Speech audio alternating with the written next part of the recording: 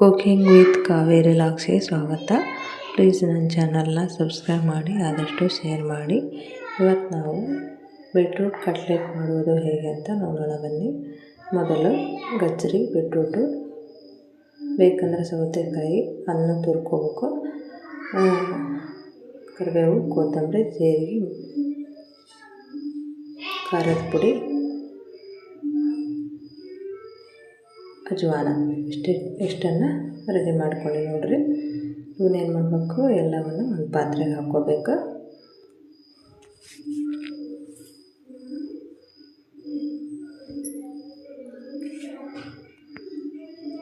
ಜೀರಿಗೆ ಹಾಕಿನಿ, ಅಜ್ವಾನ,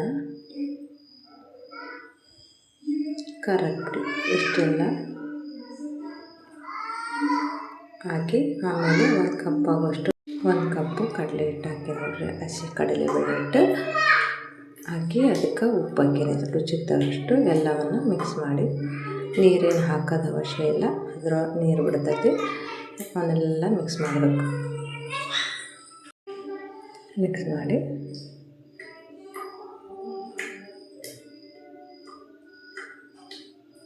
ನೋಡಿರಿ, ಈ ಥರ ಮಿಕ್ಸ್ ಮಾಡಬೇಕು.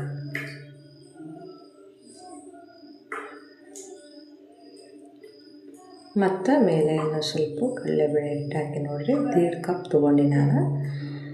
ಕಮ್ಮಿ ಅನ್ನಿಸ್ತಂದ್ರೆ ಕಮ್ಮಿ ಬಿದ್ದರೆ ಮೇಲೆ ಹಾಕ್ಕೊಂಡು ನಾದ್ಕೋಬೇಕು.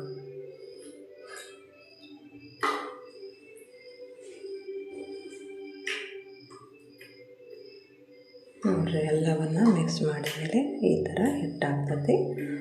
ಇದೇನು ಮಾಡಬೇಕು, ಕಟ್ಲೆಟ್ ಥರ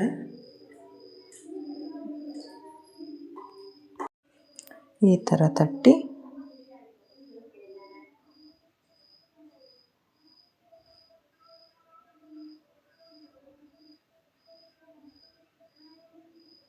ನೋಡಿರಿ, ಈ ಥರ ತಟ್ಟಿ ಹಾಕಿ. ನೋಡಿರಿ, ಇವನ್ನೇನು ಮಾಡೋಣ, ಹಂಚಿನ ಮೇಲೆ ಬೇಯಿಸೋಣ. ಎಣ್ಣೆ ಹಚ್ಚಿ ನೋಡಿರಿ, ಒಂದೊಂದು ಇದನ್ನು ಕೊಬ್ಬರಿ ಚಟ್ನಿ ಜೊತೆನೂ ತಿನ್ಬೋದು, ಮೊಸರಿನ ಜೋಡಿನೂ ತಿನ್ಬೋದು. ಇವು ನ್ಯೂಟ್ರಿಷನ್ ಆಯ್ತು. ನೋಡಿರಿ, ಇದ್ರಾಗ ಎಲ್ಲವೂ ಆರೋಗ್ಯವಾಗಿದ್ದ ಫುಡ್ ತರಕಾರಿ ಹಾಕೀನಿ. ಈ ಥರ ಎಣ್ಣೆ ಮೇಲೆ ಸವರಿ